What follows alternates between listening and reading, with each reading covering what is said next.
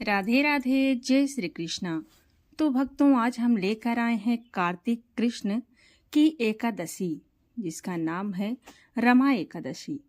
धर्मराज युधिष्ठिर कहने लगे कि हे भगवान, कार्तिक कृष्ण एकादशी का क्या नाम है, इसकी विधि क्या है, इसके करने से क्या फल मिलता है, सो आप विस्तार पूर्वक बताइए।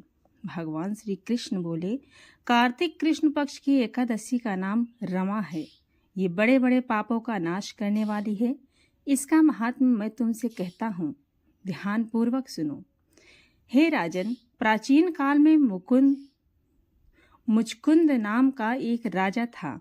उसकी इंद्र के साथ मित्रता थी और साथ ही यम, कुबेर, वरुण और विभीषण भी उनके मित्र थे।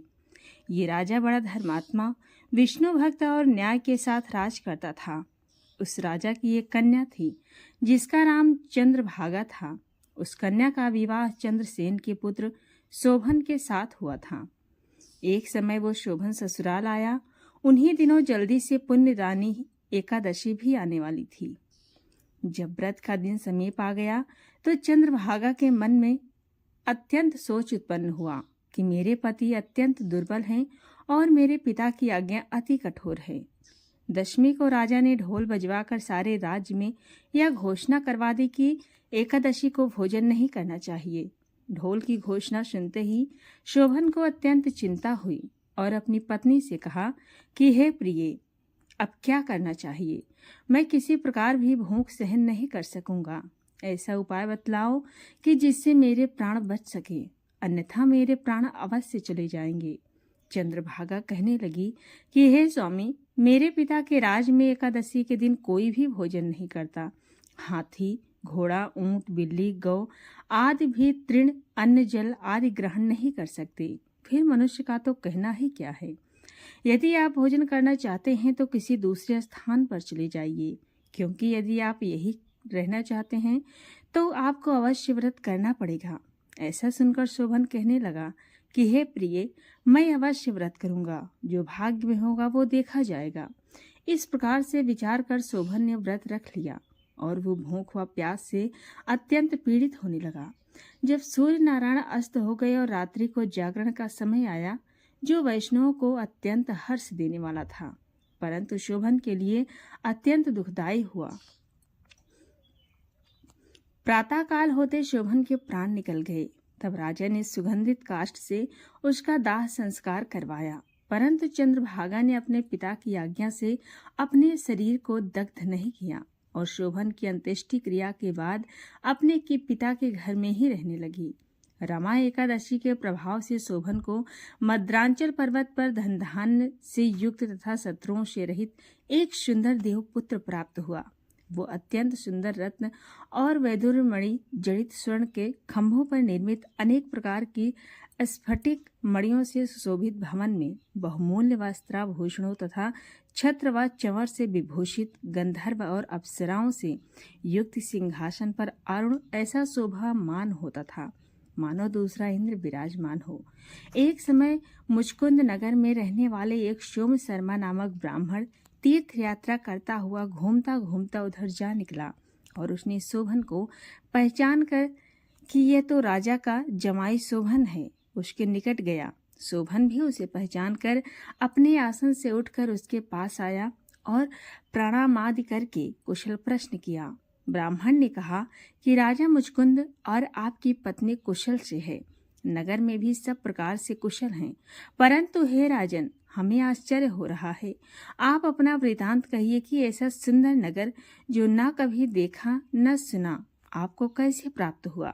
तब शोभन बोला कि कार्तिक कृष्ण की रमा एकादशी का व्रत करने से मुझे यह नगर प्राप्त हुआ, परंतु ये अस्थिर है और स्थिर हो जाए ऐसा उपाय कीजिए।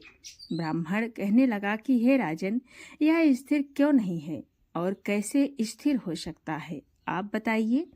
फिर मैं अश्वमेव वह उपाय करूंगा। मेरी इस बात को आप मिथ्या न समझिए। शोभन ने कहा कि मैंने इस व्रत को श्रद्धा रहित होकर किया है, अतः ये सब कुछ अस्थिर है। यदि आप मुचकुंद की कन्या चंद्रभागा को ये सब वृतांत कहें तो ये स्थिर हो सकता है। ऐसा सुनकर उस श्रेष्ठ ब्राह्मण ने अपने नगर लौटकर चंद्रभागा से सब कुछ वृतांत कह सुनाया। ब्राह्मण के वचन सुनकर चंद्रभागा बड़ी प्रसन्नता से ब्राह्मण से कहने लगी कि हे ब्राह्मण, ये सब बातें आपने प्रत्यक्ष देखी है, यह स्वप्न की बातें कर रहे हैं। ब्राह्मण कहने लगा कि हे पुत्री, मैंने महावन में तुम्हारे पति को प्रत्यक्ष देखा है, साथ ही किसी से विजय न हो ऐसा देवताओं के नगर के समान उनका नगर भी देखा है।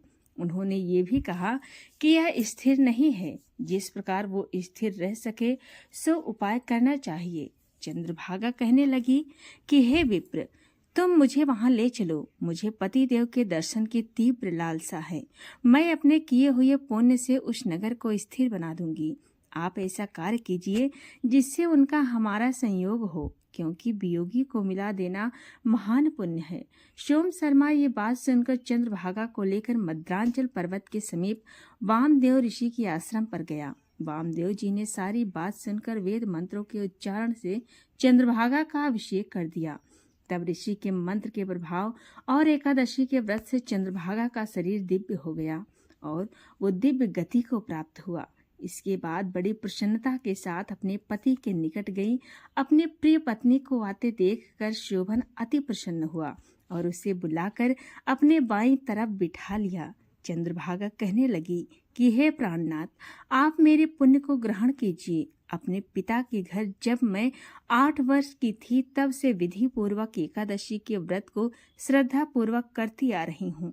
इस पुण्य के प्रताप से आपका यह नगर स्थिर हो जाएगा तथा समस्त कर्मों से युक्त होकर प्रलय के अंत तक रहेगा। इस प्रकार चंद्रभागा ने दिव्य आभूषणों और वस्त्रों से सुसज्जित होकर अपने पति के साथ आनंद पूर्वक रहने लगी। हे राजन, ये मैंने रमा एकादशी का महत्व कहा है। जो मनुष्य इस व्रत को करते हैं उनके ब्रह्म हत्यादि समस्त पाप नष्ट हो जाते हैं।